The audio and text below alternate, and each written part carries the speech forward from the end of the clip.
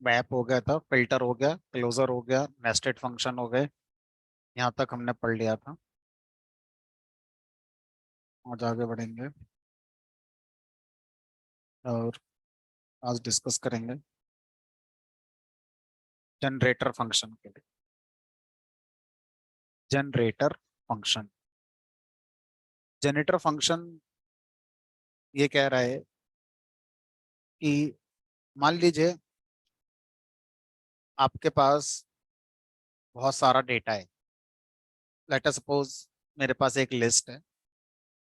इस लिस्ट में बहुत सारी वैल्यूज हैं जो आपने रखी हैं स्टोर करके। मान लीजिए 10, 20, 30, 40 एंड सो ऑन। बहुत सारी वैल्यूज हैं, किसी भी ऑर्डर में हो सकती हैं हमारी ये वैल्यूज। ठीक है। अब यहाँ पे अगर आपसे ये पूछा जाए कि अगर हम लिस्ट को मेमोरी में जाके देख पाए, इमेजिन कर पाए, तो लिस्ट ने इन सारी वैल्यू को मेमोरी लोकेट कर रखी होगी। जितनी भी है सबको मेमोरी एलोकेट कर रखी होगी हमारी। अगर आप लिस्ट का यूज सारे एलिमेंट को एक साथ ना करके आप लिस्ट का यूज एक एलिमेंट एक बार में करते हैं, जैसे लिस्ट के पास गए, एक एलिमेंट उठाया, कोई लॉजिक वॉजिक लगाया, अपना काम पूरा कर लिया। तो जिस समय लिस्ट के इस वाले एलिमेंट पर आप अपना लॉजिक लगा रहे हैं, कुछ काम कर रहे हैं, उस समय मेमोरी में 10 तो है ही है, लेकिन उसी समय बाकी सब भी तो मेमोरी में पड़े हुए हैं हमारे। हमने कहा मेमोरी में पड़े हैं सारे के सारे। अच्छा, जब आप लिस्ट के इस एलिमेंट पर लॉजिक पूरा लगाने के बाद इसके पास चले जाते हैं, तो उस समय इस पर तो लॉजिक लगाएंगे, लेकिन मेमोरी में तो ये भी पड़ा हुआ है। भले ही इस पर काम नहीं है अब हमारा, मेमोरी में सब पड़े हुए हैं हमारे। ने कहा तो अगर आप बहुत सारी वैल्यूज को एक लिस्ट में स्टोर करते हैं, लेकिन आपके पास एक मजबूरी है, एक ऑप्शन था ही नहीं कोई कि भाई हमें एट ए टाइम कोई एक ही वैल्यू पे लॉजिक लगाना है। लेकिन ऐसा थोड़ी कर सकते हैं लिस्ट में, लिस्ट से ये कहें कि भाई एक वैल्यू को ही मेमोरी में रखना और जब इसका काम हो जाए तो इसको हटा देना और फिर इसको ले आना मेमोरी में, ऐसा नहीं होता। तो लिस्ट में क्या होता है, जितनी वैल्यूज आप देंगे सबको एक साथ मेमोरी लोकेट होगी ही होगी, भले ही आप सब पे काम करें, एक बार में एक पे काम करें, वो आपकी मर्जी है। जनरेटर फंक्शन का काम यही है। जनरेटर फंक्शन ये कह रहा है कि आप मुझसे वैल्यू को जनरेट कराएं और अपने लॉजिक में यूज करें। मैं one value at a time generate करूंगा, one value at a time generate करूंगा। और जिस वैल्यू को मैंने अभी जनरेट करा है आप उस पर अपना लॉजिक लगा लें। अब आपको दूसरी वैल्यू चाहिए तो आप मुझसे मांगें। अब मैं क्या करूंगा, पहले वाली वैल्यू को मेमोरी से डिलीट कर दूंगा और दूसरी वैल्यू जनरेट कर दूंगा, फिर वो वैल्यू आपको दे दूंगा। अब आप उस पर लॉजिक लगा लें। फिर आप मुझसे तीसरी वैल्यू मांगना, अभी जो दूसरी थी वो भी डिलीट कर दूंगा, पहली पहले डिलीट हो गई है। अब तीसरी वैल्यू को मेमोरी में रखा जाएगा और आपको दे देंगे, अब आप उस पर लॉजिक लगा लो अपना। इस तरह से जनरेटर फंक्शन बहुत सारी वैल्यूज को जनरेट करता है, लेकिन one value at a time. अगर आप एक टाइम पर एक ही वैल्यू के साथ ही अपने कोड में आगे जाना चाहते थे, तो आप जनरेटर फंक्शन का यूज करते हैं ऐसी सिचुएशन में। और आपको लगता है नहीं सर मुझे एक साथ मल्टीपल वैल्यू के साथ जाना पड़ जाएगा, तो फिर जनरेटर का यूज नहीं करना है, फिर अपना लिस्ट टपल सेट वगैरह जो बनाना चाहते हो वो आप बना सकते हो। तो जनरेटर फंक्शन एक बार में एक वैल्यू को जनरेट करके आपको देगा, फिर आप मांगोगे दूसरी जनरेट करेगा, फिर आप मांगोगे तीसरी वैल्यू को जनरेट करेगा। ठीक है। अब एक थोड़ा बेटर एग्जांपल बता दूं। मान लीजिए, जस्ट फॉर एग्जांपल, ये एक फाइल है। फाइल हम पढ़ चुके हैं इसलिए थोड़ा सा आसान रहेगा। इस फाइल में कुछ करेक्टर्स हैं, ABCD dot dot dot dot dot dot dot dot. अब मैं एक पाइथन का प्रोग्राम बना रहा हूँ।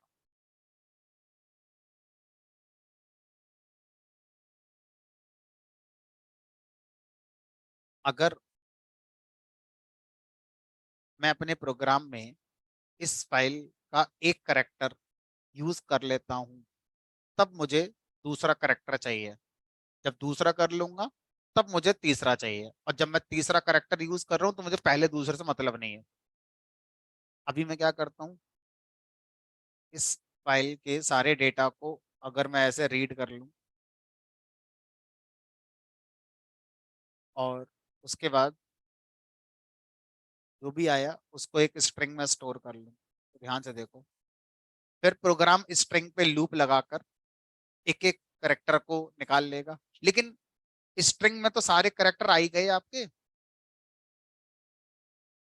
जेनेटर फंक्शन कह रहा है देखो आप मेरे अंदर कुछ कोड बनाकर ऐसे जाएं कि मैं इस फाइल से एक बार में एक करेक्टर पढ़ूंगा और आपके प्रोग्राम को दे दूंगा। तो मेमोरी में एक ही करेक्टर है, आपका प्रोग्राम जनरेटर से कह लाओ दूसरा करेक्टर दो। तो जनरेटर फंक्शन आप जो लॉजिक लिखने जा रहे हैं वो ऐसा होना चाहिए कि अब वो फाइल के पास जाए, दूसरा करेक्टर लेकर आए और दूसरा करेक्टर लाकर आपके प्रोग्राम को दे दे। तो इस तरह से जनरेटर फंक्शन का एक थोड़ा मीनिंगफुल कोड अगर समझना चाहते हो तो ऐसे समझ सकते हो। अब जनरेटर फंक्शन क्या करता है ये समझ में आ गया। अब मैं इसका कोड बनाकर दिखाता हूँ, फिर इसके बारे में दो चार लाइनें लिख दूंगा।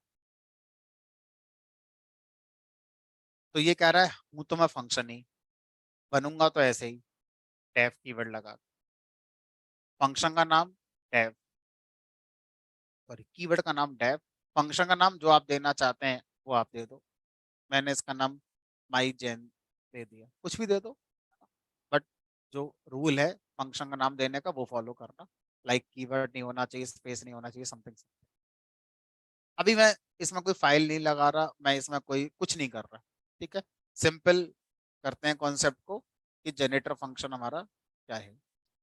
अब मैंने इससे कहा कि जनरेटर फंक्शन, चलो अब आपको एक वैल्यू जनरेट करनी है, करके दो। कैसे दोगे? तो इसने कहा ईल्ड कीवर्ड होता है, और ईल्ड कीवर्ड के आगे हम क्या लिखेंगे? ईल्ड कीवर्ड के आगे कोई वैल्यू जो इससे जनरेट करना चाहते हैं जनरेट करें। हमने कहा चलो लिख दो फॉर एग्जाम्पल 5, ठीक है। अब जनरेटर फंक्शन कह रहा है कि जो मुझसे मांगेगा मैं उसको 5 दे दूंगा पहली बार में। अगर कोई मुझसे दूसरी बार मांगने आएगा तो मेरे पास है ही नहीं, मना कर दूंगा कि अब इससे ज्यादा नहीं दे सकता। अगर आप मुझसे कहो कि मैं दो वैल्यू दूं, एक वैल्यू पहली, अगली बार कोई मांगने आएगा तो दूसरी, तो फिर से लगाओ ईल्ड, दूसरी वैल्यू दे दी, कुछ भी दे दो जो मन करे, 6 दे दी, मान लो ये 10 दे दी, तो वो आपका लॉजिक होगा। अभी तो मैं बस आसान से लिख रहा हूँ। तो ये सबसे सिंपलेस्ट फॉर्म है जनरेटर की, इससे ज्यादा सिंपल नहीं हो सकता। कोई भी फंक्शन जनरेटर कहलाता है अगर उस फंक्शन के अंदर आप ईल्ड कीवर्ड लगाते हैं इन प्लेस ऑफ रिटर्न। अभी तक जो हम फंक्शन यूज करते थे उसमें रिटर्न कीवर्ड का यूज करते थे। रिटर्न कीवर्ड क्या करता है? फंक्शन को टर्मिनेट कर देता है, आगे का कोई कोड फंक्शन में लिखा हुआ है तो उसको नहीं चलाता है। जबकि ईल्ड कीवर्ड क्या कहता है कि मैं फंक्शन को ब्रेक करके रन करता हूं। डेट मीन्स पहली बार जब फंक्शन से डेटा मांगा जाएगा तो फंक्शन तब तक चलेगा जब तक ईल्ड नहीं आ जाता। मान लो आपने यहाँ पर कुछ लिखा होता, उसके बाद भी कुछ लिखा होता, तो अब थोड़ा सा और समझाने के लिए मैं ऐसा लिख रहा हूँ। अब किसी ने जनरेटर से, ये मेरा कोड था मान लीजिए कोई, इसने जनरेटर से कहा फर्स्ट वैल्यू के लिए, लाओ भाई फर्स्ट वैल्यू लाकर, पहली बार चल रहा है तो जनरेटर पहले इसे चलाएगा, फिर इसे चलाएगा। अब ये लाइन हाय हेलो प्रिंट करने की हो सकती है, मॉड्यूल इंपोर्ट करने की, फाइल्स की हो सकती है, लूप कुछ भी हो सकता है, कोई पाइथन स्टेटमेंट हो सकता है। जैसे ही पहली बार ईल्ड मिला, जो ईल्ड ने ईल्ड करा वो प्रोग्राम को मिलेगा। उसके बाद जो आपका जनरेटर फंक्शन है ये यहाँ पर आपका सस्पेंड हो जाएगा, खत्म नहीं हो गया, सस्पेंड हो गया। अब आगे के स्टेटमेंट तब चलेंगे जब कोई इस जनरेटर से दूसरी वैल्यू मांगेगा। अब किसी ने क्या करा, इससे कहा लाओ दूसरी वैल्यू दो, सेकंड वैल्यू दो। अब जनरेटर बोलेगा कि सेकंड वैल्यू जब मुझसे मांगोगे तो अब मैं चलना शुरू होऊंगा कहाँ से, जहां तक यील्ड हो चुका था उसके आगे से। अब ये चलेगा स्टेटमेंट, ये चलेगा, कब तक चलता रहेगा, जब तक कि यील्ड ना आ जाए। सर आ गया, बस इस वैल्यू को दे दो प्रोग्राम के लिए। इस प्रोसेस की तरह जनरेटर फंक्शन एग्जीक्यूट होता है। जनरेटर फंक्शन में जितना लिखोगे उतना एक बार में नहीं चलेगा, है ना। चलना शुरू होगा ईल्ड तक, फिर चलेगा अगले ईल्ड तक, फिर चलेगा अगले ईल्ड तक, इस तरह से। और जब आखिरी ईल्ड आ जाएगा उसके बाद अगर आपने फिर से कहा जनरेटर से लाओ और रा कर दो, तो मना कर देगा ही नहीं और हमारे पास। ठीक है। तो अब सर अभी हम यहाँ पे कुछ लिख नहीं रहे, अभी बस मैं इतना लिख कर चला।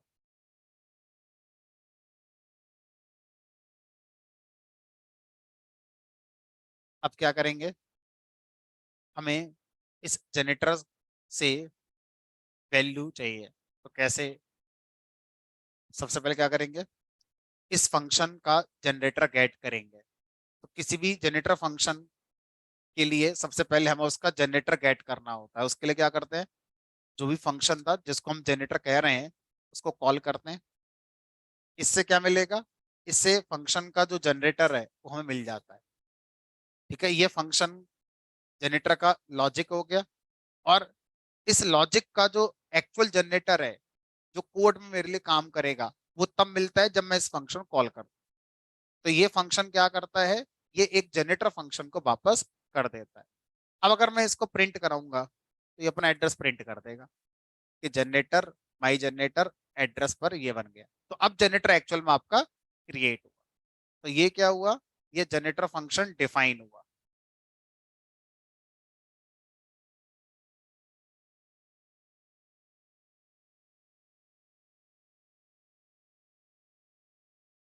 Define logic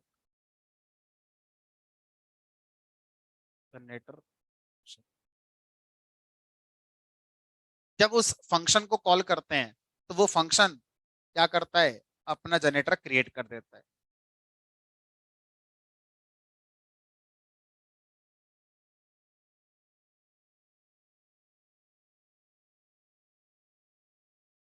create and returns generator type, थोड़ा सा आसान कर देते हैं।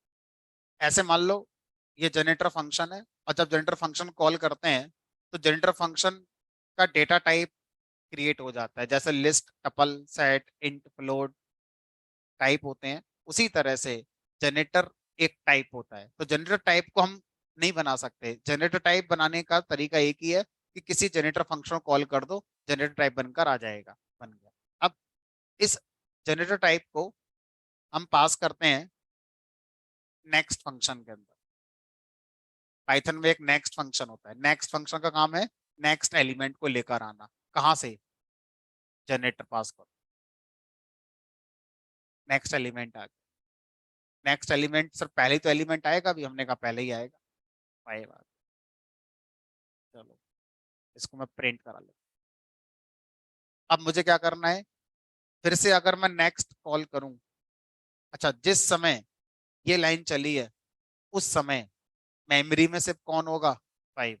6 और 10 तक तो बात अभी पहुंची नहीं है, अभी 6 और 10 वाली लाइन तो चली ही नहीं है। जब चली ही नहीं है तो मेमोरी में आएंगे क्यों दोनों। अगर मैं फिर से लिखता हूँ नेक्स्ट जेन, क्या होगा, जनरेटर फंक्शन ईल्ड जहां तक हो चुका था उसके आगे से चलेगा अगले ईल्ड आने तक, और जो पहले ईल्ड हो चुका था वो मेमोरी से डिलीट कर दिया जाएगा। इस बार कौन आ जाएगा वापस मुझे, अब कौन मिलेगा, जनरेटर करा बस रुक जाओ अब नहीं मेरे पास कुछ भी। हमने कहा नहीं और दो लाकर, चलो कुछ दिखाई देगा। जो दिखाई देगा वो शब्द नया नहीं होगा, सुना सुना होगा, लेकिन मैंने वो पूरी पाइथन में एक या दो क्लास में ही बोला है, वो भी 2-2 3-3 मिनट के लिए बोला है बस। जब मैं आपको एक्सेप्शन पढ़ा रहा था तो एक्सेप्शन में मैंने एक एक्सेप्शन पढ़ाई थी जिसका नाम ही एक्सेप्शन था, और कहा था ये हेड ऑफ द एक्सेप्शन होती है। लेकिन मैंने ये भी कहा था कि दो एक्सेप्शन ऐसी हैं जो इसका अपना हेड नहीं मानती। उनमें से एक का नाम था कीवर्ड इंटरप्ट, दूसरा नाम भूल गए होगे क्योंकि हमने कभी उसका यूज ही नहीं करा, भूल ही गए हैं। कोशिश करो क्या था दूसरी। हाँ, स्टॉप इटरेशन। स्टॉप इटरेशन, ये सब दर्शन होगा stop iteration. Stop iteration exception तब आती है जब किसी इटरेटर से आप डेटा मांग रहे हो और वो कह रहा है मेरे पास है ही नहीं। तो वो मना नहीं करता है, वो सीधे सीधे एक्सेप्शन दे देता है, और उस एक्सेप्शन का नाम क्या होता है? Stop iteration exception. तो जो एक्सेप्शन नाम की एक्सेप्शन होती है वो इसको भी हैंडल नहीं कर सकती, कीबोर्ड वाले को भी हैंडल नहीं कर सकते और इसको भी हैंडल नहीं कर सकते, है ना। बाकी सबको कर सकती है बहरहाल। तो स्टॉप इटरेशन एक्सेप्शन कब आती है हमने प्रैक्टिकली देख लिया। अब ये जो जनरेटर फंक्शन है, एक काम करते हैं, इसको दोबारा बनाते हैं थोड़ा सा बेटर समझने के लिए। तो हम 3 ही बार चलाएंगे, चौथी बार क्यों चलाएंगे। एक काम करो सर, इसमें ना प्रिंट प्रिंट लगा के थोड़ा सा और सही कर दो। मैंने कर दिया प्रिंट है, फिर प्रिंट कर दिया हेलो, और मान लो प्रिंट कर दिया मैंने भाई, एक एक करके। अब बताओ, जिस समय मैं जनरेटर फंक्शन से जनरेटर टाइप गेट करूंगा, क्या उस समय जनरेटर फंक्शन एग्जीक्यूट होता है? नहीं। क्या कोई आउटपुट प्रोड्यूस होगा? नहीं। अब जो जनरेटर बनाए, मैं उससे कहता हूँ लाओ भाई पहली वैल्यू। तो जनरेटर फंक्शन फर्स्ट टाइम चल रहा है, तो शुरू से चलेगा और कहां तक चलेगा? ईल्ड वापस मिल जाएगा और प्रिंट से प्रिंट होगा अभी वाले, और उस वाले प्रिंट से क्या प्रिंट होता नजर आएगा? है। आगे का कोड नहीं चला अभी, 5 के बाद वहां से वापस आ गई वैल्यू और यहाँ पर मिल गई। अब अगर फिर से मैं आपसे कहूं कि भाई ये लाइन लिख दो, अब क्या चलेगा? हेलो, और वापस क्या आएगा? तो जनरेटर फंक्शन का एग्जीक्यूशन फ्लो अब समझ में आ गया क्या करता है। One value at a time return करने वाला काम कर रहा है। अब जनरेटर फंक्शन ये कह रहा है कि देखो, आप मुझे बनाओ, बाकी मैं ये हटा देता हूँ, समझ में तो आ ही गया, सब समझाने के लिए लगाया था मैं। आपके यहाँ पर एक टॉपिक है जिसका नाम है फॉर लूप। जो जनरेटर होता है वो इटरेबल भी होता है, जो जनरेटर टाइप है वो इटरेबल होता है। वो कह रहा है कि मुझे दे दो सीधा किसके लिए? फॉर लूप के लिए। फॉर लूप अपने आप क्या करेगा? नेक्स्ट फंक्शन अपने अंदर से कॉल करता रहेगा। तो मैंने क्या करा, जो इसका जनरेटर जनरेट हुआ था, ये मैं किसको दे दूंगा सीधा? लूप के लिए। और आई इन, because generator is also iterable.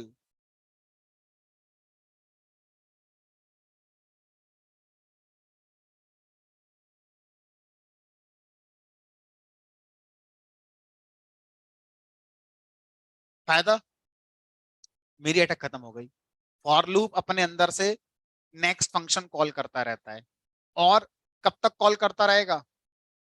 जब तक कि वो एक्सेप्शन ना दे दे फॉर लूप के लिए। फिर फॉर लूप उसे खुद हैंडल भी कर लेता है, हमारी हेडेक खत्म कर देता है, कह रहा आप रहने दो, हम अपने आप देख लेंगे।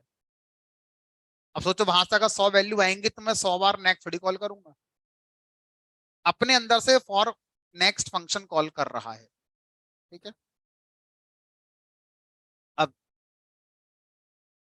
इस काम को अब थोड़ा सा मीनिंगफुल मैनर में करने की कोशिश करते हैं, उसके बाद फिर इसको थोड़ा लिख लेंगे।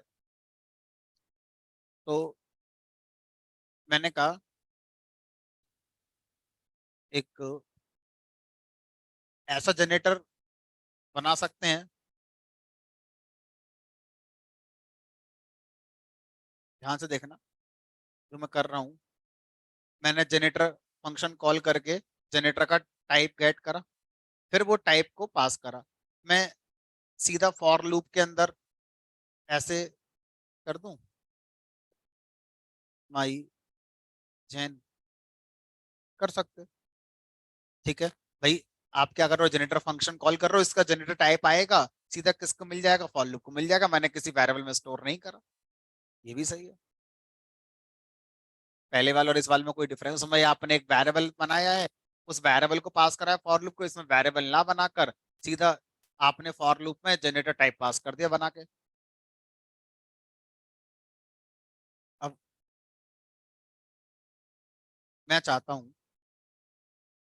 कि जनरेटर फंक्शन जितनी बार चलेगा, चाहे फॉर लूप के साथ चले, चाहे मैं नेक्स्ट से कॉल करूं, हमेशा जो वैल्यू जनरेट करेगा एक एक करके वो क्या रहेंगी, 5, 6 और 10। कुछ ऐसा जनरेटर फंक्शन बना सकते हैं जो हमारे हिसाब से वैल्यू जनरेट करे। मान लो मैं उससे कहूँ भाई एक काम करो, हमें अल्टरनेट वैल्यूज की जरूरत है, हमें अल्टरनेट वैल्यूज देते रहो, 1, फिर 3, फिर 5, फिर 7, या और आसान कर देते हैं, हमें 1, 2, 3 ऐसे करके एक एक नंबर देते रहो बस, एक बार में एक नंबर। ठीक है, तो कैसे कहेंगे इससे जनरेटर से, तो जनरेटर बोलेगा ठीक है एक काम करो, यहाँ लिखो डेफ, मान लो इसका नाम माई जैन कर दिया। अब यहां से आप क्या करोगे, ईल्ड लिखोगे कितनी बार, 10 बार, yield 1, yield 2, yield 3। While loop के बारे में सोच सकते हो, while loop, sir for loop लगा लें, हमने कहा देखो फॉर लूप लगा लो, लेकिन जिससे बचने के लिए आप जनरेटर फंक्शन पढ़ रहे हो, फॉर लूप लगाने से वो प्रॉब्लम फिर क्रिएट हो जाएगी। क्यों हो जाएगी बताओ, मतलब फॉर लूप लगाओगे, कैसे लगाओगे, फॉर लूप लगवाओ, फॉर आई इन, क्या लिखोगे आगे, आगे क्या लिखोगे, आप बोलोगे सर रेंज फंक्शन लिख दो, उसमें क्या सोचना है, 1 से लेकर 11 तक का लिख दो। रेंज फंक्शन क्या कह रहा है, मैं एक सीक्वेंस बनाता हूँ, वो सीक्वेंस के सारे एलिमेंट एक साथ मेमोरी खाएंगे, तो आपने जनरेटर फंक्शन में 10 वैल्यू इकट्ठी कर ली, फायदा क्या हुआ फिर जनरेटर बनाने का। समझ पा रहे हो मैं क्या कह रहा हूँ, अगर आप फॉर लूप रेंज फंक्शन साथ लगाओगे, देखो सिंटैक्स गलत नहीं है, सिंटैक्स सही है आपका, लेकिन ये बताओ जिस चीज को हम सीख रहे हैं कि generator function 1 value at a time memory में स्टोर करेगा, अब आप उसके अंदर एक ऐसा लॉजिक लिख कर आ गए हो जो एक साथ 10 वैल्यू स्टोर कर रहा है, क्योंकि रेंज फंक्शन से 10 वैल्यू बन गई, भले ही जनरेटर फंक्शन एक बार में एक वापस करेगा, लेकिन 10 तो आपने उसके अंदर बनवाई नहीं। तो इसलिए हम क्या करते हैं, हम फॉर की जगह पर किसका यूज करते हैं, वाइल का, क्योंकि वाइल कह रहा है मुझे कुछ नहीं चाहिए, वाइल को कोई list tuple set range string थोड़ी चाहिए होती है। अब वाइल से हमने कहा वाइल एक काम करो, ऊपर से एक वेरिएबल ले लो कोई, मान लो स्टार्ट, इसकी वैल्यू बंद कर दो, और यहाँ लिख दो start is less than equal to 10, और यहाँ पर क्या कर दो, ईल्ड कर दो स्टार्ट के लिए। तो अब जनरेटर फंक्शन जब पहली बार वैल्यू ईल्ड करेगा तो क्या करेगा, 1। अब ईल्ड चल गया, देखो लूप चला, लूप का पहला इटरेशन हुआ और ईल्ड हो गया। अब ये बताओ क्या लूप दूसरी बार भी चलेगा, नहीं, क्योंकि ईल्ड के बाद फंक्शन नहीं चलने देगा उसे, क्या अगर रुक जाओ, कोई मुझसे दोबारा कहेगा तब लूप से कहेगा अब चलो दोबारा। समझ में आ रहा है, तो अब यहाँ पर मैं क्या करता हूँ, अब ईल्ड के बाद जब दोबारा वाइल चले तो क्या करो, ध्यान रखो स्टार्ट की वैल्यू +1 करने, तो ये कोड कब चलेगा, फर्स्ट टाइम फंक्शन से वैल्यू मांगी जाएगी तब चलेगा, या सेकंड टाइम जब मांगी जाएगी तब चलेगा, सेकंड टाइम, फर्स्ट टाइम पे तो यहाँ रुक गया होगा, सेकंड टाइम चलेगा यहाँ से, फिर लूप का सेकंड इटरेशन होगा तब फिर रुक जाएगा यहाँ, and so on so on. अब क्या करोगे, हमने कहा अब यहाँ से ये लिख दो, अब ये जो जनरेटर है आपका, ये जनरेटर इस बार 1 से लेकर 10 तक का जनरेट कर देगा। आपको पता है रेंज फंक्शन से अच्छा ऑप्शन है ये, रेंज फंक्शन से भी अच्छा ऑप्शन है ये। क्यों? क्योंकि रेंज फंक्शन एक बार में जो भी हमने लिखा, सोचो अगर मैंने यहाँ रेंज लिख दिया होता, अपना जनरेटर बनाकर ना बनाकर मैंने लिख दिया होता range 1, 11, तो काम तो मेरा फिर भी हो रहा है। और अगर मैं रेंज फंक्शन की जगह पर अपना जनरेटर फंक्शन यूज कर रहा हूं, तो काम मेरा फिर भी हो रहा है। मेरा वाला ज्यादा अच्छा है। क्यों? रेंज फंक्शन एक बार में जब 10 वैल्यू लाया होगा तो 10 को इकट्ठा मेमोरी में रखा होगा। मेरा वाला जो जनरेटर फंक्शन है वो एक बार में एक को ही रखेगा, क्योंकि वेरिएबल तो एक ही है स्टार्ट, 10 थोड़ी है। उसी को तो प्लस कर रहे बार बार। ठीक। अब अगर मैं आपसे कहूं कि मुझे 1 से लेके 100 तक का जनरेटर चाहिए, तो 100 लगा दो। ओ, यहाँ 100 नहीं लगाना यार, यहाँ लगाना है 100। आप बोलो सर मुझे अल्टरनेट का चाहिए, अल्टरनेट ले लो, 1, 3, 5, 7। तो रेंज फंक्शन से अच्छा है ये। तो जब भी आपको रेंज फंक्शन का यूज करना हो और इंटरव्यूअर आपसे कहे कि आपने रेंज फंक्शन यूज कर लिया 1 से लेके 1000 तक का, आपने मेमोरी बहुत खराब कर दी, बढ़िया कोड लिख के लाओ, ऑप्टिमाइज कोड लिख के लाओ, है ना? तो आप जनरेटर फंक्शन से उसको ऑप्टिमाइज कर सकते। मेमोरी ऑप्टिमाइजेशन में जनरेटर फंक्शन का काफी कंट्रीब्यूशन होता है। तो रेंज फंक्शन बहुत बड़े डेटा को जनरेट करने के लिए हमें यूज कभी नहीं करना चाहिए, आउट ऑफ मेमोरी एरर चली जाती है। ठीक है, जबकि हम जनरेटर फंक्शन से इसी काम को कराएंगे तो ये एक एक करके हमें देता रहेगा बराबर। अब सर सब कुछ अच्छा लग रहा है, बस एक चीज ये कि जितनी बार भी मैं इस जनरेटर से कहूंगा लाओ मुझे वैल्यू ला ला कर दो, हर बार ये मुझे 1 से लेकर कहां तक ला कर देगा? 10 तक। आप इसे रेंज फंक्शन से कंपेयर करते हुए पढ़ा रहे हैं और ये कह रहे हैं कि रेंज फंक्शन बेकार है, ये बढ़िया है हमारा मेमोरी के मामले में, जबकि दोनों काम एक जैसा भी कर रहे हैं। लेकिन सर रेंज फंक्शन अपनी मर्जी से थोड़ी देता है, हमसे पूछता है कहाँ से कहाँ तक का, कितने कितने गैप का ला के दूं मैं। तो हमारा जनरेटर फंक्शन वैसा नहीं कर सकते। हमने कहा हाँ, हमारा जनरेटर फंक्शन वैसा कर सकता है। कैसे करेगा? हमने कहा देखो, तो जनरेटर फंक्शन में हम क्या दे सकते हैं? अपने आर्गुमेंट भी पास कर सकते हैं। मान लो मैंने दे दिया 1, 10, तो सर ये रिसीव कौन करेगा? यहाँ पर पैरामीटर रिसीव करो ना, इसको बना दो स्टार्ट, इसको बना दो स्टॉप, ये हटा दो यहाँ से। और जहां पे 10 है वो कौन हो गया? वो स्टॉप हो गया, 1 से लेकर 10 तक। अब सर इसको मैं दोबारा चलाऊं, तो मैं चलाना चाहता हूँ सर 10 से लेकर 15 तक चला लो।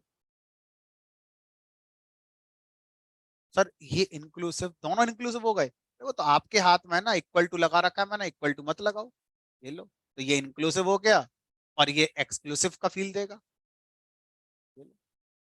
तो इंक्लूसिव एक्सक्लूसिव कोई होता थोड़ा ना है, ये तो जिसने बनाई जो चीज उसने उस हिसाब से बना दिया, आप अपने हिसाब से डिफाइन कर लो। ये तो सर सही हो गया। अब इसमें एक कमी और अभी, अब क्या कमी रह गई बताओ ढूंढ के। रेंज फंक्शन के अकॉर्डिंग अगर आप इसे मान के चल रहे हो तो इसमें और क्या करें कि रेंज फंक्शन के बिल्कुल डिक्टो बन जाए और उससे अच्छा स्टेप वाला। हर और आपका स्टेप क्या है? 1 का। एक काम करो, स्टेप नाम से भी एक आर्गुमेंट ले लो और जो स्टेप आए वो स्टेप चला दो और यहाँ पास कर दो।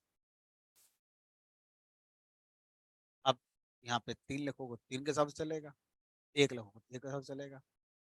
रेंज फंक्शन से एक और मामले में अलग हो गया, रेंज फंक्शन फ्लोट नहीं मांगता, हमारा वाला फ्लोट भी एक्सेप्ट करेगा।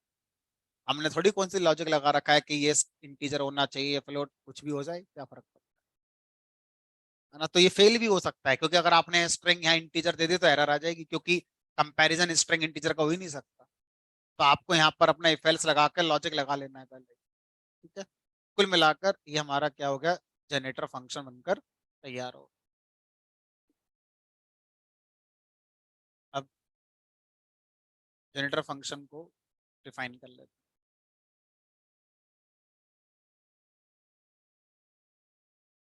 यहाँ पहली बार इंट्रोड्यूस किया था वहीं पर डिफाइन कर लो।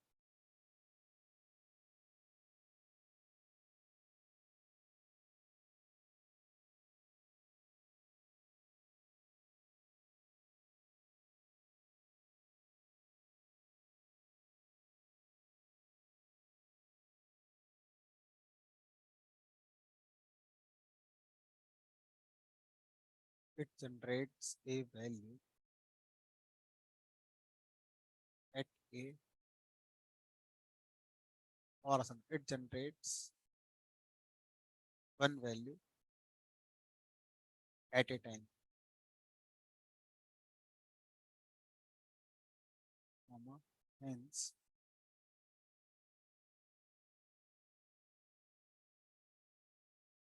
optimizing।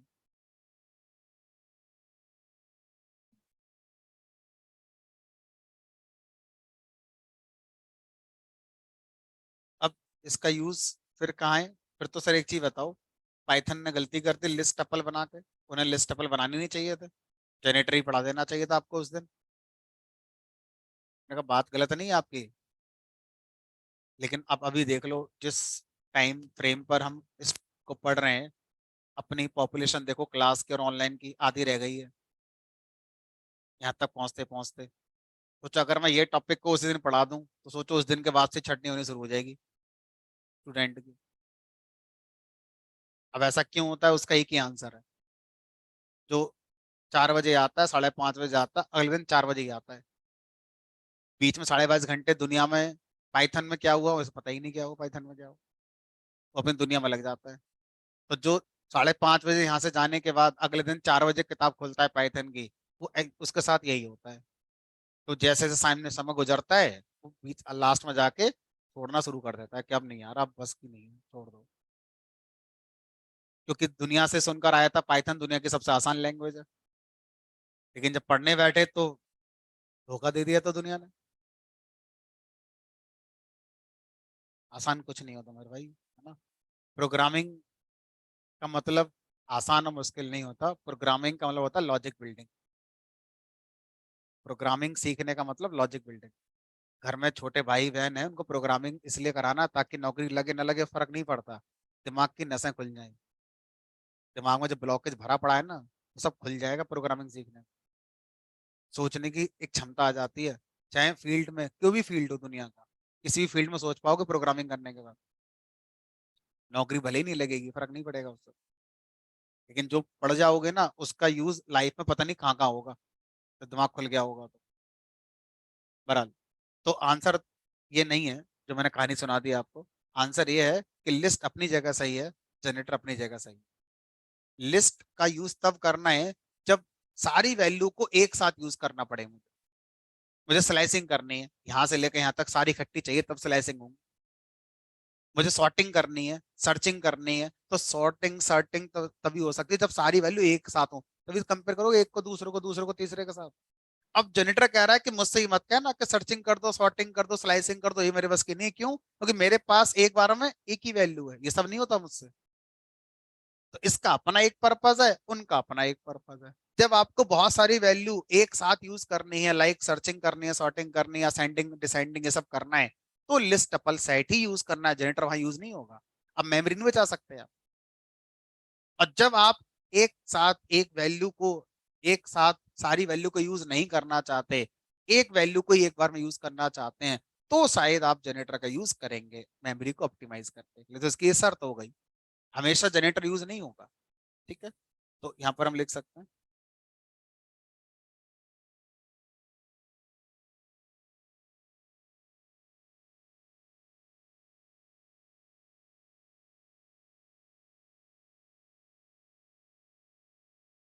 दे तो देगा, मैं थोड़ी करेगा, लेकिन थिंग इज कि जब आपने जनरेटर को एक टपल दी, तो जनरेटर से कह रहे हो कि जनरेटर टपल से एक एक वैल्यू निकाल के दे देना, तो ये तो दे देगा। लेकिन हम अपने आप से पूछेंगे कि जब हमने इसको टपल दे ही दी तो मेमोरी कहाँ बची अब? फिर तो टपल ने मेमोरी खाई ली सारी। अब तो एक एक्स्ट्रा मेमोरी और लग रही है जनरेटर जो लेगा एक एक वैल्यू के लिए, फिर फायदा क्या हुआ? जनरेटर हमारा थोड़ी करेगा कि नहीं मुझे टपल मत दो या मुझे लिस्ट मत दो, ये तो कह रहा ठीक है मेरा काम सिंटैक्स में जो है वो तो मैं करूंगा ही। ठीक है, तो अगर आप जनरेटर में लिस्ट टपल सेट यूज कर रहे हैं, it is not a good programming. आप मेमोरी को और वेस्ट करने लगे। अब हम टपल लिस्ट की मेमोरी बचाने के लिए जनरेटर लेकर आए, अब आप करो हम उसके साथ जनरेटर यूज करेंगे, मेमोरी और ज्यादा लगा लिया आप। ठीक है,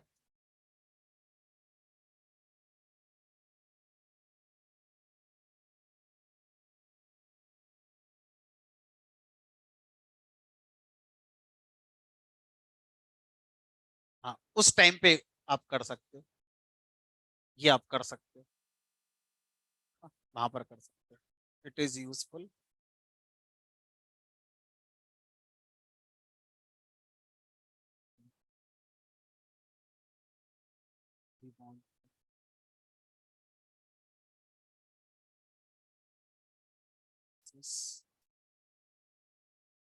one value at a time,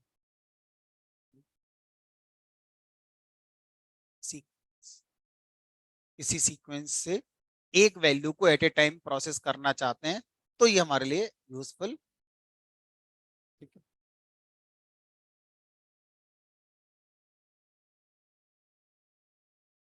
it is not used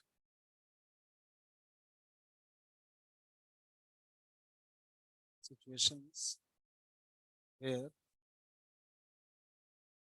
we need to work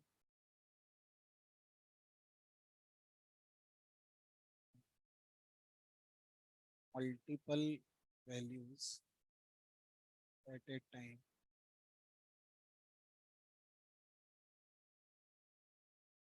like searching,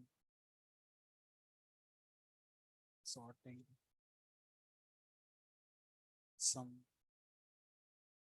average, etcetera.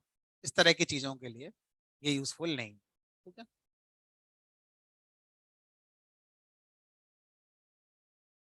चलो अब बाकी आगे का सिंटैक्स हमने लिख लिया, पूरा हमारा हो गया।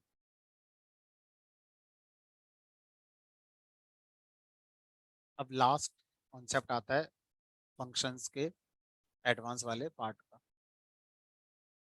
और इसका नाम है डेकोरेटर फंक्शन। डेकोरेटर फंक्शन ये क्या होता है? डेकोरेटर फंक्शन के नाम में डेकोरेटर आ रहा है, डेकोरेट शब्द को शायद हमने पाइथन के अलावा भी अपने डिक्शनरी में सुना होगा, डेकोरेशन सजावट, सजाना। जैसे अगर साइंस लेना हो हमारे लिए तो साइंस कैसे ले सकते हैं?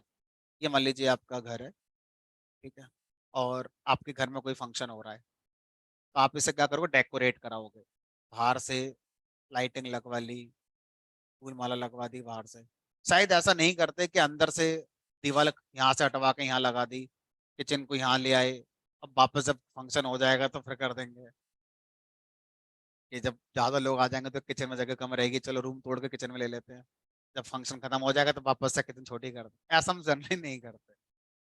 डेकोरेशन का मतलब बाहर से कोई भी चीज है मौजूद पहले से, उसको बाहर से सजा देना, इंटरनल स्ट्रक्चर को बिना चेंज करे बाहरी तौर से किसी भी चीज को आप अगर एक्स्ट्रा कुछ कर देते हैं, that is known as decoration. ठीक है, तो डेकोरेशन शब्द का मतलब सजावट नहीं होता। डेकोरेशन का अगर हम डेफिनेशन देखें डिक्शनरी में तो वो यही है ना, add on, exact, internal structure को मॉडिफाई किए बिना उस एंटिटी में कुछ एड ऑन करना is known as decoration, is known as decoration. इस प्रोसेस को बोलेंगे डेकोरेशन। चलो, एक साइंस हमने ले लिया कि डेकोरेशन का मतलब क्या हो। ठीक है, अब पाइथन में क्या डेकोरेट होगा उसको समझने की कोशिश करते हैं। तो पाइथन के अंदर मेरे पास कोई एक फंक्शन है, मान लीजिए इसका नाम कुछ भी हो सकता है, मैंने एफ नाम से फंक्शन मान। अब ये बहुत पहले से बना हुआ है। अब ये फंक्शन चल रहा है फर्स्ट क्लास, अपना काम कर रहा है। ठीक है, अब मुझसे किसी ने कहा इसमें कुछ कोड ऐड कर दो, इसमें कुछ कोड ऐड कर दो। जब ये बनाया गया था तो किसी लॉजिक को इम्प्लीमेंट कर रहा। अब मुझसे किसी ने कहा जब भी ये चले तो ये भी मॉनिटर करे कि मैं कब चल रहा हूँ, डेट और टाइम भी। अब ये इस बात को मॉनिटर करे। अभी जब बनाया गया था तो इसमें डेट और टाइम का लॉजिक नहीं लिखा है कि किस डेट और किस टाइम पर ये चल रहा है, लेकिन अब मैं चाहता हूं इसमें डेट और टाइम का लॉजिक भी ऐड किया जाए। लेकिन शर्त यह है कि इस फंक्शन के अंदर जाके आपको चेंज नहीं करना, इसमें कोई लाइन ना ऐड करनी है ना हटानी है, कुछ नहीं करना है। इस फंक्शन को चेंज किए बिना इसमें ऐड आप अपना लगा दो। कैसे करेंगे? ये तो वो वाला खेल हो गया जैसे हम छोटे पे खेलते थे। ये लाइन है, इसको छुए बिना इसको छोटा करके दिखाओ। वही साइंस तो वही है। एक लाइन है, इसको टच किए बिना इसको छोटा करके दिखाओ। लो जी, छोटी हो गई। इसके बराबर में एक और लगा दी जो इससे बड़ी है। अब ये इसके कॉन्टेक्स्ट में छोटी होगी। सेम कहानी यहाँ पर है। अगर कोई भी फंक्शन है, आप कह रहे हो इसको टच किए बिना, इसके अंदर जाए बिना इसमें कुछ ऐड कर दो, है ना, तो हम क्या करेंगे, एक दूसरा फंक्शन बनाएंगे और जो इसमें ऐड करने की बात कर रहे हैं वो उसमें लिखेंगे और किसी तरह से ये फंक्शन इसके साथ क्लब करेंगे। कैसे करेंगे वो सब सीखना होगा। एक आउटर पिक्चर कुछ ऐसी होगी जरूर कि जब आप किसी फंक्शन को चेंज करने की मना कर रहे हैं, कह रहे हैं कि उसमें चलाना जरूर है, कुछ ना कुछ ऐड करना जरूर है, ठीक है, तो फिर जो चीज ऐड करनी है कहीं तो लिखेंगे ही, बिना लिखे तो हो नहीं जाएगी। तो जो लिखेंगे वो एक दूसरा ही फंक्शन होगा हमारा। उस दूसरे फंक्शन को क्या बोलेंगे? डेकोरेटर फंक्शन कहेंगे। अकेला फंक्शन हमारा कभी मॉडिफाई नहीं हो सकता बिना उसके अंदर जाए हुए। अगर हमें किसी फंक्शन के अंदर जाए बिना उसमें कुछ करना है तो एक दूसरे फंक्शन की सपोर्ट तो हमें लेनी ही पड़ेगी। उस दूसरे फंक्शन को हम क्या बोलेंगे यहाँ पर? डेकोरेटर फंक्शन कहेंगे। एक आउटर पिक्चर ये है डेकोरेटर। अब एग्जैक्ट कैसे इंप्लीमेंट होता है, क्या लिखें कोड में, वो सब सीखेंगे। सीख तो मान लीजिए मैंने यहाँ पर एक फंक्शन बनाया जिसका नाम कर दिया लॉगिन, जस्ट फॉर एग्जांपल। और इसके अंदर मैंने अभी एक सिंपली मैसेज लिखा है, दिस इज लॉगिन। ठीक है। अब ये फंक्शन फर्स्ट क्लास चल रहा है, कहीं कोई दिक्कत नहीं। अब मुझसे कहा किसी ने इसमें ना डेट टाइम का कोड ऐड कर दो, मतलब जब ये फंक्शन चले तो ये भी बताए कि मैं कब चला, उस समय क्या डेट थी क्या टाइम था ये भी बताए।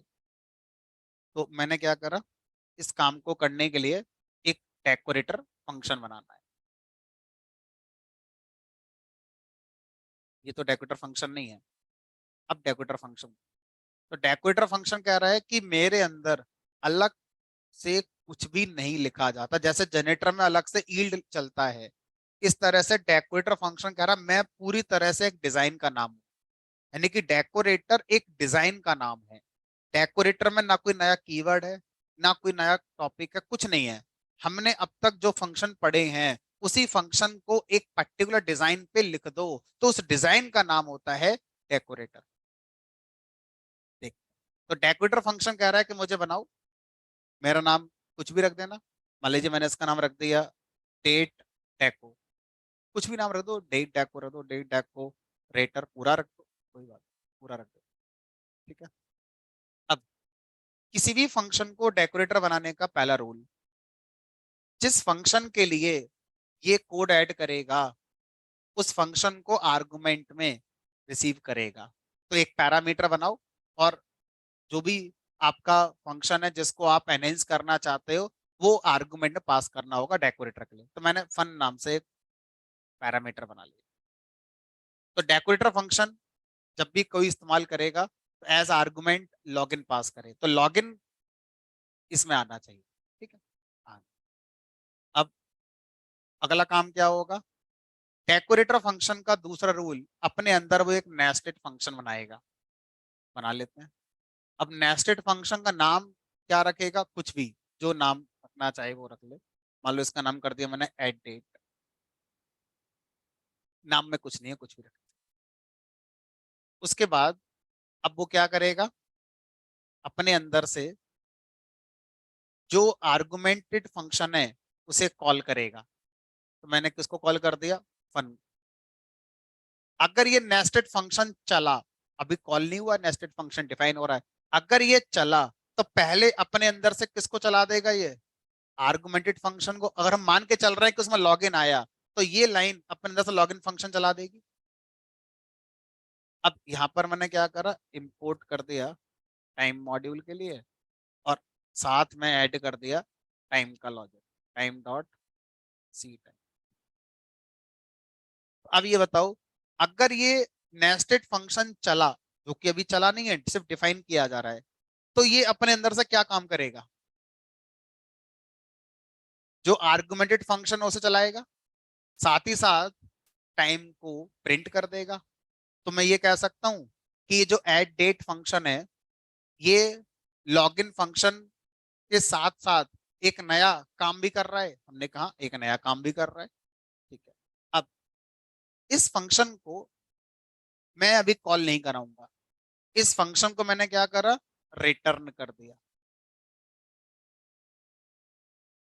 रिटर्न हो, बस जी खत्म। इसी को डेकोरेटर फंक्शन कहते हैं। तो डेकोरेटर फंक्शन की डिजाइन क्या है, तीन रूल। पहला रूल, आर्गुमेंटेड फंक्शन वो होगा जिसको एनहेंस करना है। नेस्टेड फंक्शन वो होगा जो कोड ऐड करेगा, प्लस आर्गुमेंटेड फंक्शन को अपने अंदर से कॉल करेगा। अगला स्टेप क्या है, उस नेस्टेड फंक्शन को आप क्या कर दें, रिटर्न कर दें। अब सर लगा के दिखाओ, लॉगिन फंक्शन पे डेट टाइम का लॉजिक बिना लॉगिन को टच करे हुआ। हमने कहा चलो, अब क्या करो, आप इस डेकोरेटर को कॉल करो, कर दिया, और आर्गुमेंट में क्या पास कर दो, लॉगिन को। अब इससे कुछ ले भी लो, वापस कुछ तो लोगे इससे, क्योंकि ये आपको एक फंक्शन वापस कर रहा है। तो उसे एक वेरिएबल में रिसीव करो, तो उसका नाम क्या रखोगे, कुछ भी रख दो। माने उसका नाम अगर रख दूं लॉगिन वन, रख दो। लॉगिन रखने के पीछे साइंस ये है कि मैं ये बताऊंगा दुनिया को कि login one is the extension of log n. फिर से सुनो, login one is the extension of log n. शायद आंसर यस, क्यों, क्योंकि लॉगिन वन वेरिएबल, एक वेरिएबल का नाम है, इसमें कौन वापस आया, एट डेट। एट डेट जब भी मैं कॉल करूंगा, तो फंक्शन के बाहर से, डेकोरेटर फंक्शन के बाहर से अब मैं किस नाम से कॉल करूंगा उसे, लॉगिन वन। अगर लॉगिन वन को मैं कॉल करूं तो एट डेट चलेगा, और एट डेट चलेगा तो पहले वो किसे कॉल करेगा, यानी कि लॉगिन को कॉल करेगा, और साथ में क्या दिखा देगा। तो मैं कह सकता हूं login one is the extension of log n. अगर किसी को लॉगिन का पुराना वाला वर्जन यूज करना है तो लॉगिन नाम से कॉल कर ले, और किसी को अगर लॉगिन के साथ टाइम भी चाहिए तो लॉगिन वन यूज कर ले। अब आप बोलोगे नहीं सर मैं चाहता हूं कि हमारा लॉगिन अब रहे ही ना, जो भी आगे यूज करे वो लॉगिन वन जैसा ही यूज करे। तो एक काम करो, और सर आगे के प्रोग्राम में हमने तो लॉगिन फंक्शन ही यूज कर रखा है, तो अब मुझे अपने पूरे कोड में चेंज करना पड़ेगा, जहां जहां लॉगिन लगाया था अब लॉगिन वन कॉल करना पड़ेगा। अब दिक्कत ये आ गई हमारी, तो किसी ने क्या कहा कि ऐसा मत करो, आप लॉगिन फंक्शन पास करो और वापस से उसी नाम के वेरिएबल में स्टोर कर लो, क्या दिक्कत आ रही है।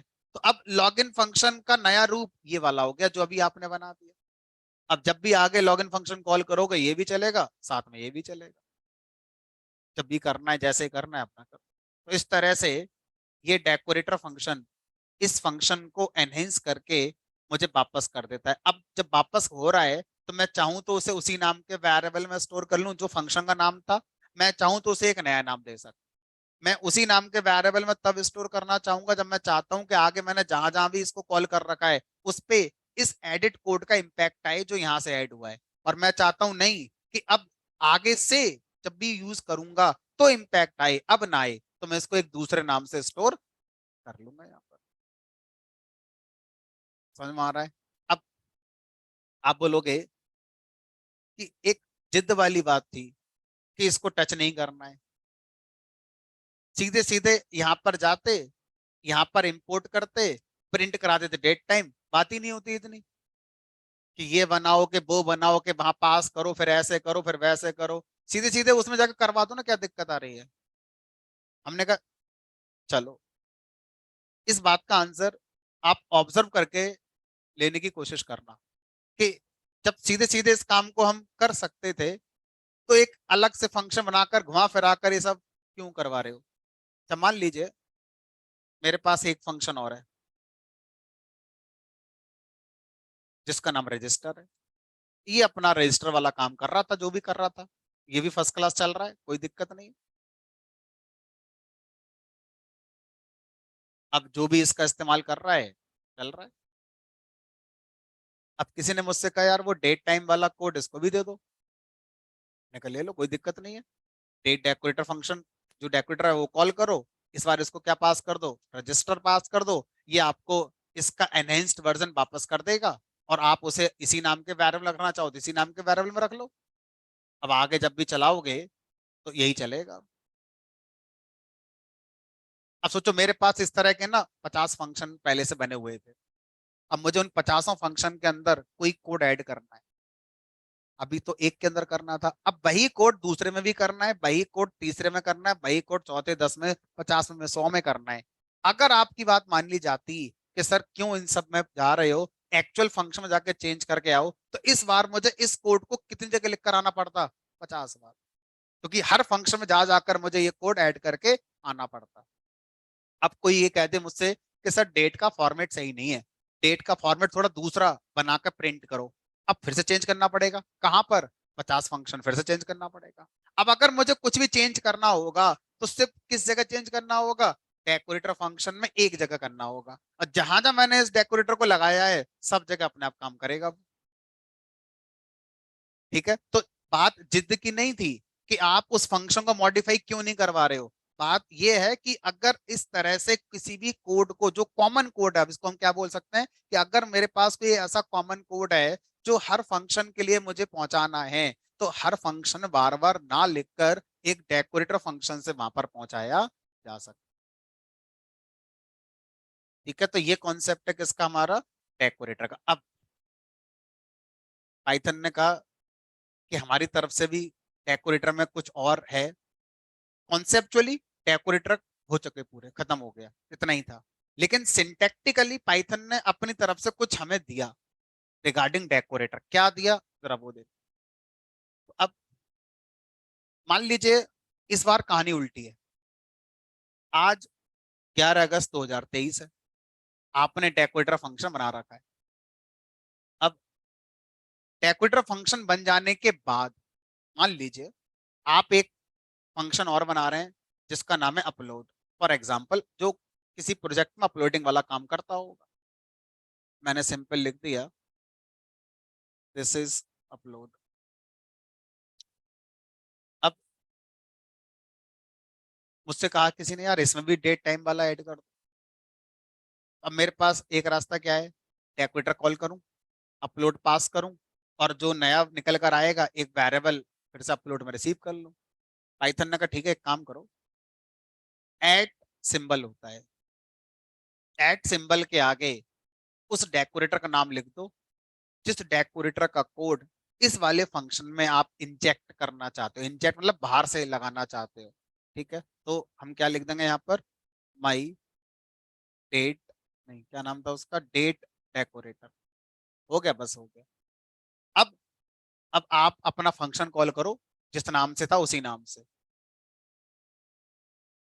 अब जब ये चलेगा तो पहले इस पे डेकोरेटर आपका लग चुका होगा, और अगर सर मैं यहाँ से हटा देता तो नहीं है, फिर ओरिजिनल कोड चलेगा, बस लगा दूं तो ये लो, तो सर बहुत आसान हो गया। अब मुझे डेकोरेटर फंक्शन कॉल करने की भी जरूरत नहीं, डेट मीन्स जब कभी मैं किसी फंक्शन को कॉल करता हूं और उस फंक्शन को बनाते समय मैंने उसके ऊपर डेकोरेटर अप्लाई करी हुई है तो ये फंक्शन कॉल नहीं होता। पहले क्या होता है, इस फंक्शन पर जो डेकोरेटर लगी हुई है वो डेकोरेटर कॉल होगा, और उस डेकोरेटर के अंदर एज आर्गुमेंट ये फंक्शन पास होगा, और फिर यहां से जो वापस आएगा वो फंक्शन कॉल होगा, और जो वापस आएगा वो क्या होगा, इसका नेस्टेड फंक्शन होगा, और वो नेस्टेड फंक्शन के अंदर वो कोड हमने ऐड करके वापस कर दिया इस वाले फंक्शन को, तो उसी के आगे चेनिंग करा के ये हमारा इंटरनली कॉल करते हैं। तो ये लाइन एग्जीक्यूट नहीं होती, ये लाइन एग्जीक्यूट होती है बिहाइंड द सीन। इस तरह से हम क्या करते हैं, डेकोरेटर को अपने कोड पर अगर किसी फंक्शन के साथ लगाना है तो एक शॉर्टकट ट्रिक है कि जिस फंक्शन के लिए डेकोरेटर आप अप्लाई करना चाहते हैं उस फंक्शन को डिफाइन करते समय उसके ऊपर आप एट सिंबल के साथ डेकोरेटर का नाम लिख सकते हैं। तो ये फंक्शन जब भी कॉल होगा तो डेकोरेटर के साथ कॉल। अब आपको अलग से डेकोरेटर फंक्शन कॉल करने की नीड नहीं है, जो अभी आप यहाँ पर खुद से कर रहे थे वो भी करने की जरूरत है। ये पाइथन की तरफ से क्या मिली है हमें, फैसिलिटी मिली हुई।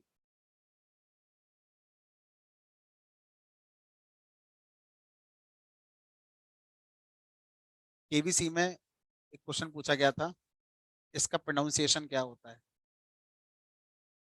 एट, एट द रेट, दो तीन ऑप्शन और थे। और एक, नहीं क्वेश्चन नहीं पूछा गया था, कोई एक क्वेश्चन था, उस क्वेश्चन में ये सिंबल आया था, तो जो पार्टिसिपेंट था वो एट द रेट प्रोनाउंस कर रहा था और अमिताभ बच्चन एट प्रोनाउंस कर रहे थे। तो उस पार्टिसिपेंट ने पूछा था अमिताभ बच्चन से कि सर आप इसको एट प्रोनाउंस क्यों कर रहे हैं, एट द रेट प्रोनाउंस क्यों नहीं कर रहे हैं? हाँ, क्वेश्चन का कॉन्टेक्स्ट था। तो उसका जो एग्जाम उन्होंने एक्सप्लेनेशन दिया था अमिताभ बच्चन ने, वो ये दिया था कि एट के साथ द रेट तब बोलते हैं जब ये किसी प्राइस को रिप्रेजेंट करे, किसी करेंसी का कॉन्टेक्स्ट हो। तो प्राइस या करेंसी के कॉन्टेक्स्ट में, प्राइस या करेंसी के कॉन्टेक्स्ट में जब ये आता है तो एट के साथ द रेट बोलते हैं, मतलब दर, इतने की दर से ये चीज मिलेगी आपको, है ना, 2 रुपए के 5 पीस, है ना। ये इस तरह का कॉन्टेक्स्ट आए जहाँ करेंसी आए, है ना, या प्राइस का सेंस आए, तो इसको एट द रेट प्रोनाउंस करते हैं। जब आप अपनी जीमेल आईडी या याहू मेल आईडी बोलेंगे abc@gmail.com, तो यहाँ पर कोई प्राइस की बात थोड़ी हो रही है, करेंसी की बात थोड़ी हो रही है। तो यहाँ पर एट ही प्रोनाउंस होना चाहिए, एट द रेट प्रोनाउंस नहीं होना चाहिए, सिर्फ एट बोलना है, abc@gmail.com। अब आप 100 लोगों को सुनोगे इस तरह से, तो आप मिला जुला एक्सपीरियंस पाओगे। कोई एट प्रोनाउंस करता है, कोई एट द रेट प्रोनाउंस करता है। ये वही कहानी है, कोई मैथ बोलता है, कोई मैथ्स बोलता है। ये हमारा चलता है अमेरिकन स्टैंडर्ड में, ये है ब्रिटिश स्टैंडर्ड में। दो इंग्लिश चलते हैं ना, अमेरिकन इंग्लिश, ब्रिटिश इंग्लिश। चलो बहरहाल हम पाइथन में हैं, वापस आ जाते हैं। तो ये आया पहली बार, पहली बार जब आप इसका प्रोनाउंसिएशन करोगे तो एट द रेट ही करोगे, तो मैंने पहले दिन करेक्ट कर दिया। अब आप क्या करोगे, कुछ भी करो दूसरा समझ फिर भी जाएगा। आप कुछ ही बोलो वो समझ गया आप क्या कहना चाहते हो, अच्छी बात तो ये है। तो हम अपनी लाइफ में बहुत सी चीजें ऐसी हैं जो सही नहीं प्रोनाउंस कर रहे हैं या सही नहीं बोल रहे हैं, माइट भी जाने अनजाने हम भी नहीं जानते हैं उन चीजों को। तो इसलिए वो भी नहीं जानता है, तो वो मेरी बात समझ गया क्या कर रहे हैं। तो अब डेकोरेटर की डेफिनेशन अगर हम लिखने की बात करें,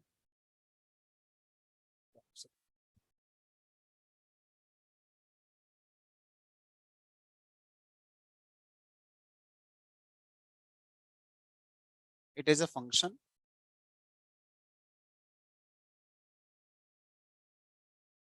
eight enhance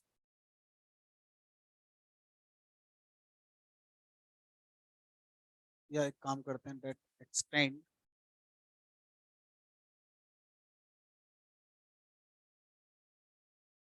functionality of other function. Extend का मतलब बढ़ा देना, नोएडा, नोएडा एक्सटेंशन, नोएडा में ही एक्सटेंशन बढ़ा दिया, उसी में आ गए एक्सटेंशन। तो यही कर रहा है, इसी फंक्शन का क्या कर रहा है, एक्सटेंशन कर रहा है, बढ़ा रहा है। किसी फंक्शन को कम करने के लिए इसका यूज नहीं करते हैं, किसी फंक्शन को बढ़ाने के लिए करते हैं। तो एनहेंस में थोड़ा मॉडिफिकेशन का सेंस आता है, मतलब चीजों को मैनिपुलेट कर दिया आपने। तो ये मैनिपुलेट जनरली सेंस नहीं है इसका, मतलब है कि जो है वो रहे प्लस और कुछ हो जाए, ऐसा सेंस। तो देखो शब्द का खेल है, कुछ भी लिख दो, साइंस समझ में आना चाहिए आप कहना क्या चाह रहे हो, सामने वाला क्या समझ रहा है, ठीक है। It is a function that x tends functionality of other function. आगे क्या लिखोगे? विदाउट मॉडिफाइंग इट्स इट्स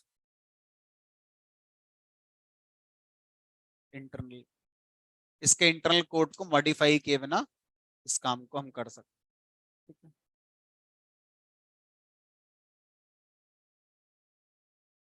अगर हम कॉन्सेप्ट की बात करें,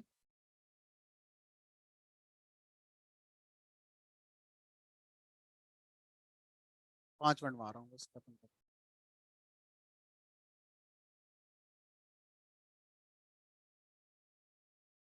according to concept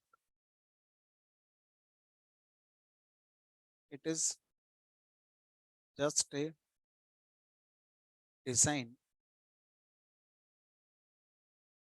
define a function. और वो डिजाइन क्या कहती है?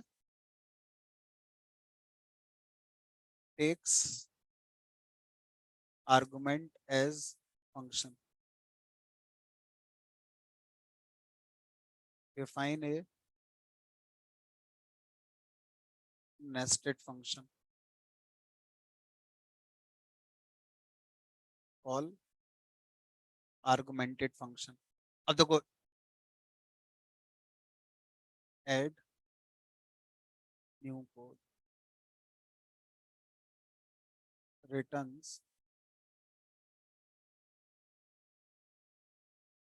Nested function. अब देखो, जब आप अपना डेकोरेटर लगा रहे हैं तो आप ऐसा भी कर सकते हैं कि पहले ये कोड ऐड कर दें, उसके बाद फिर फंक्शन कॉल करें। Depends on your requirement.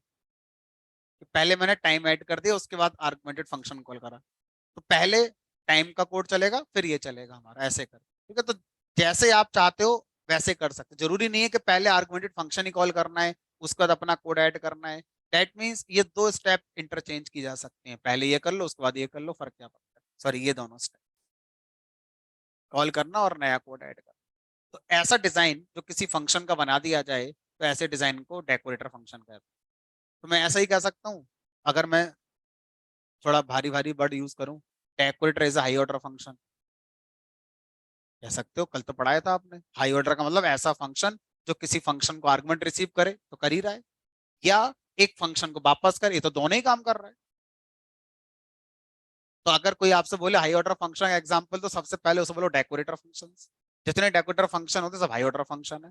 फिर उसके बाद बोलो मैप फंक्शन, फिल्टर फंक्शन, ये सब हाई ऑर्डर फंक्शन ही तो है, तो बाकी फंक्शन को एज आर्गुमेंट रिसीव करते हैं, ठीक है। तो ये हमारा भाई डेकोरेटर हो गया। अब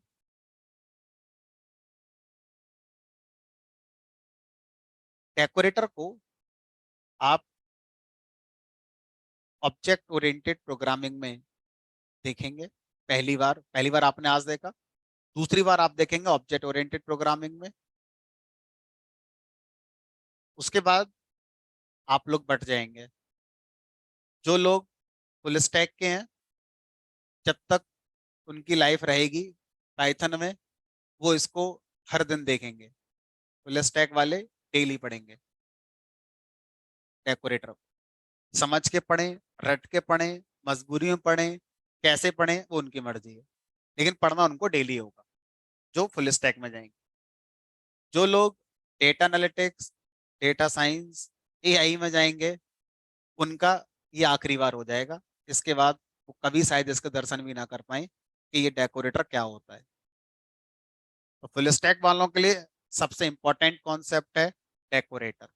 डेटा एनालिटिक्स, डेटा साइंस और एआई वालों के लिए ऊप्स में ये एंड हो जाएगा, उसके बाद उनकी लाइफ में कभी गलती से आ जाए तो कह नहीं सकते, लेकिन मिलेगा नहीं, उनको कभी जरूरत नहीं पड़ेगी यार, ठीक है। इवन इसके पहले जो पढ़ा मैंने जनरेटर, सेम किस्सा उसका भी है। उसके पहले मैंने नेस्टेड फंक्शन, क्लोजर, ये सब फुल स्टैक के स्पेसिफिक कॉन्सेप्ट हैं। तो ये जो पढ़ाया जा रहा है अलग करके इसलिए पढ़ाया जा रहा है क्योंकि फुल स्टैक वालों को इसकी जरूरत बहुत है। डेटा एनालिटिक्स वालों के लिए इंटरव्यू में कंपटीशन देने के लिए इसकी नॉलेज होने की जरूरत है, क्योंकि बहुत सी कंपनी ऐसी होती हैं जो दोनों ही लोगों को बुला लेती हैं अपने प्रोसेस में। अब आप उससे थोड़ी कह सकते हो हम तो डेटा एनालिटिक्स वाले, हमारे सर ने कहा था इसकी जरूरत ही नहीं होता है, आगे भगा देगा आपको। मैं तो आपको अपना एक एक्सपीरियंस बता रहा हूँ। मैंने आगे तक एआई तक पढ़ाया हुआ है, कई साल से पढ़ा रहा हूँ, तो मुझे पता है, एक एक्सपीरियंस पे पता है कि भाई ये चीजें ना के बराबर यूज होती हैं। लेकिन आप ये इंटरव्यू थोड़ी कह सकते हो कि मैं तो एआई के फील्ड का हूँ, डेटा एनालिस्ट का हूँ, क्यों पूछ रहे हो मुझसे, कुछ और पूछो। तो वो यही कह देगा कि मैं तो आपका रिजेक्शन करना चाहता था इसलिए पूछ लिया मैंने आपसे, अब आपको मैं रिजेक्ट कर दूंगा। अब आप ये नहीं कह सकते कि क्यों करा, मैं तो कह दूंगा ये पूछा था ना, बताया ही नहीं। तो जब भीड़ आ जाती है कैंडिडेट की इन फील्ड में, तो ये वेपन्स होते हैं, ये टॉपिक इनका इस्तेमाल करते हैं इंटरव्यू को बाहर करने के लिए, बच्चों को बाहर करने के लिए। वो ये भी नहीं कह सकते यार कि हमें आता था बाहर कर दिया, वो सोचेंगे यार पूछा तो कुछ ऐसा ही था, आता नहीं था हमें। चलो, अब इसमें एक लास्ट टॉपिक और रह गया जिसको आज नहीं पढ़ेंगे, नेक्स्ट क्लास मंडे को पढ़ेंगे। उसका नाम है लैम्डा। ये सबको पढ़ना होता है। इसका use data analytics, data science, full stack, जहां भी पाइथन होगी सब जगह होता है। मंडे को मिलेंगे, आज इतना। इसको ढंग से तसल्ली से पढ़ के आना, रिकॉर्डिंग को 2-3 बार सुनना, पहली बार में नींद भी आ जाएगी, दूसरी बार सुनना, नींद आ रही आने देना, पानी का छप्पा मारना मुंह के ऊपर, तीसरी चौथी बार में समझ में आएगा ये क्या है सब, है ना। जिनको दिक्कत हो रही है उनके लिए स्पेशली।